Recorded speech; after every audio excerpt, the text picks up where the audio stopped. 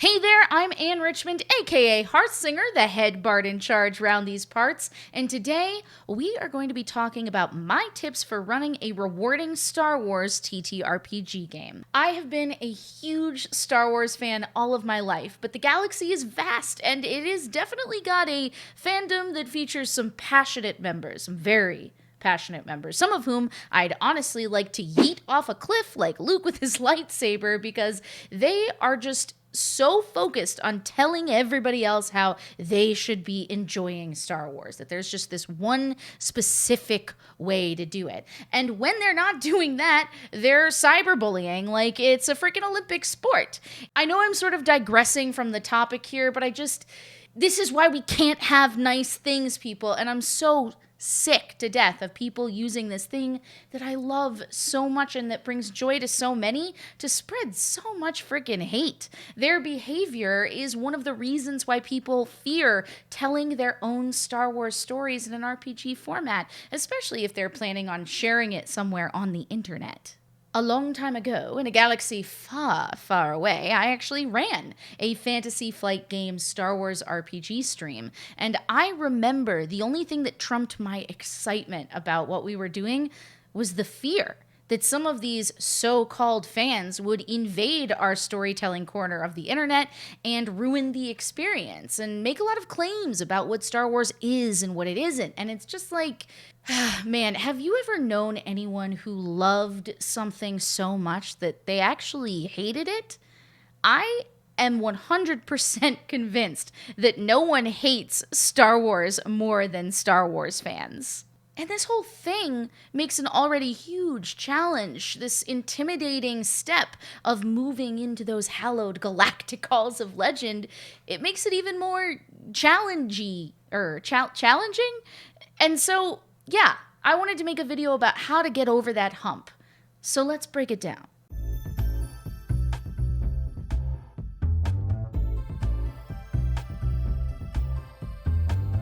Leave the pressure of living up to exacting Star Wars trivia at the door if you can, and think more in general about Star Wars themes, because if you get those right, it will feel right.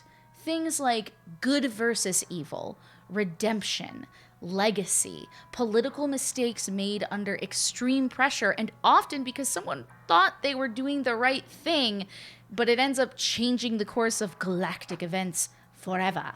Or maybe the Jedi's strict codes of behavior and what happens when they're broken. Padawans who believe they know so much better than their silly masters. Weapons of mass destruction, unbeatable odds, strange creatures in small cantinas, the scale of a legendary force wielder in the mind of the average galactic citizen.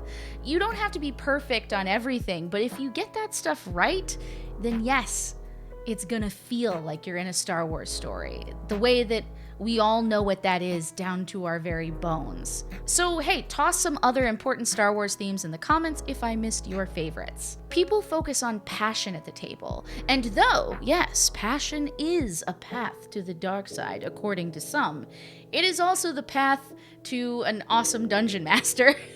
Because you have to be really excited about the story. So for instance, I'm going to be vulnerable here. I'm not really great at Star Wars ships. Not like relationships like Reylo or Pamarin. Wait, that'd just be Poe with himself. Still works. Starships were just never anything I really cared about aside from the love of my life, the Naboo starfighter. And in my games, it's just kind of like, no ships. That's the rule. I mean, some ships, enough to make it feel like Star Wars, but they're never the main focus. It's not something I know a lot about, so I'm not going to force myself to tell a story centered around those themes just to please someone else at the table that I know really loves that stuff. Because I know that the cost of that is that I'm going to face a game with sweaty palms the entire time and I'm going to hate myself. And if I start to lose confidence, if my passion flows away, then the game becomes less fun for everybody. I know myself, and I know that I'm always going to be more interested in exploring the mysteries of the Force or in the intricacies of galactic Senate politics. I wonder why. The next step is literally to turn that whole last line of thinking on its head and figure out what your players love about Star Wars. Just like any other Session Zero, you gotta make sure that everybody wants to play the same game. Are people all interested in being a part of Imperial intelligence? Do people want to play a game where nobody is a Force user? The point of this conversation is to figure out where that wacky Venn diagram all fits together, because where it crosses over is going to tell you where you're going to want to spend your extra time on research and story building in areas where you already know you might fall short. So if I know my friends are Babu Frick enthusiasts, then I know what article I'm reading on Wikipedia. If I know everybody at the table loves visiting Galaxy's Edge at Disney, then I know there's a huge opportunity for us to explore Black Spire Outpost in a whole new way. If my players are all interested in playing Jedi, then I have a really good sense of what time period it's going to be appropriate to explore. I don't think anyone who sits down with a GM to play a Star Wars RPG is expecting them to have drunk the vast oceans of Moncall in terms of gaining information before the game. We're just expecting that you drank the right glasses of blue milk. Refreshing. Now, we live in a world where there are just endless Star Wars stories, from legends in the comics and books that we grew up with to the all-new onslaught of Star Wars shows that are coming forth from the Favreau and Filoni-verse. It can seem like a lot to live up to and a lot to know and understand, but they all have some interesting ideas, and you don't have to live so completely in somebody else's world. Find areas of the lore to explore where you aren't beholden to a lot of pre-existing material. Make up a planet. Who's gonna tell? Create a faction with strong opinions about a single existing piece of lore, or invent an alternate timeline to free yourself up. Do what you need to do to feel comfortable. As long as the table is in, then you shouldn't feel nervous about it. If you're really feeling overwhelmed, Fantasy Flight has published some great starter adventures with pre-rolled characters, and they'll include everything you need to know to get started and to help players get a handle on how the system works. The game has a really unique system design and mechanics. I highly recommend you dive into it if you haven't already. The dice mechanics are really special, and they feel a lot more like reading runes than doing math. And if that seems like too much, or adjudicating rolls is taking too long, they've actually created a Star Wars dice app to go along with the game, and it's actually compatible with any other Fantasy Flight tabletop games, in case you're interested. And it will do all of the determinations for you super fast. So if you're interested in learning more about the Star Wars RPG from Fantasy Flight, I guess let me know in the comments below, because I could go on forever about it, and it's probably its own video if that's something you want. Now, on the other hand, if you are terrified and nervous about jumping into a whole new system, which can be understandably daunting, you might find that the Star Wars 5th edition conversion is more your speed.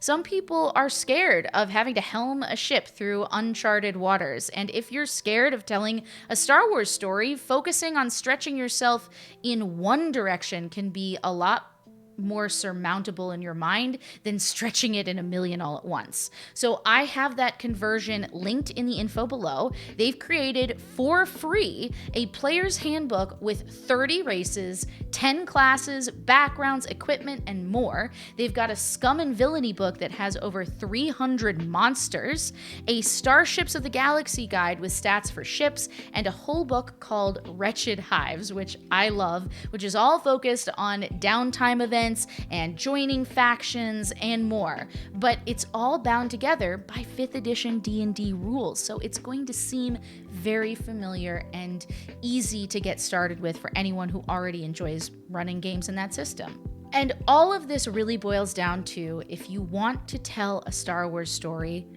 just do it. Do it! Okay, Palpatine. I know you might be scared. I know it seems like this huge thing to live up to, especially when you love it so much, but don't let these dissenting voices tell you that Star Wars isn't yours, because it is. It totally is. It's as much yours as it is anyone else's.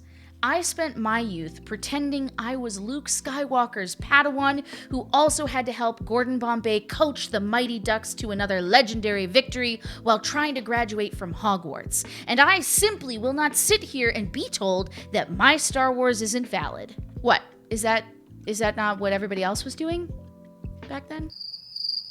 Hey, if this video was helpful, please give me a like and a subscribe and hit the bell so that you get a notification every time I upload a weekly video. I stream a few days a week over on my Twitch, so you can by all means come and hang with the baby bards and chat to watch my incredible elite gaming skills live. If you enjoy what I do on this channel, please consider subscribing to my Patreon community. You'll get exclusive additional podcasts from me, access to monthly events, and the chance to sign up for TTRPG games dungeon mastered by me, the head bard in charge. My content is supported by The Wandering Merchant. They buy and sell used D&D books, miniatures, and more, making it even more affordable to complete your dream collection. Use code Hearthsinger for 10% off at checkout to support my channel. The website will be linked below. And I gotta go right now because I'm actually about to go live with the folks from Glass Cannon for an episode of New Game Who Dis where we are playing Tales from the Loop, and it is going to be wild. I'm sure by the time this is posted, they'll have a video of that up on their YouTube, so you can go catch it and check it out.